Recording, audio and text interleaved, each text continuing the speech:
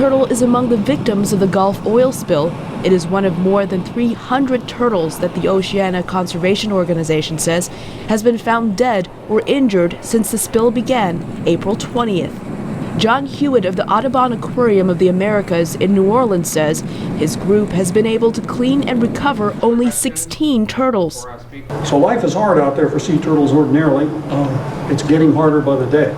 5 species of sea turtles nest and spend part of their lives in the Gulf of Mexico, and 3 of them are either threatened or endangered. Hewitt says bottlenose dolphins are also among the casualties. His aquarium is treating 10 of them, and he says he is also concerned about a large colony of manatees off Florida's Gulf Coast. Birds are dying in large numbers. Several islands in the Gulf serve as wildlife refuges for some 3,400 birds. And veterinarian Joe Smith with the Fort Wayne Children's Zoo says conditions could get a lot worse. Louisiana's coastal wetlands serve as habitat for an estimated 1.8 million migratory waterfowl. Smith says migrating species use the islands as rest stops in the spring and fall. He says rescue workers have treated more than 1,000 birds, and each bird takes about an hour to clean. More than half have died.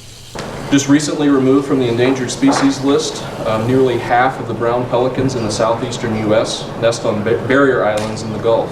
Smith told reporters recently in Washington that many animals will never fully recover and will be relocated at zoos throughout the country. Long-term consequences of oiling include immunosuppression, which predisposes these birds to secondary infections and diseases.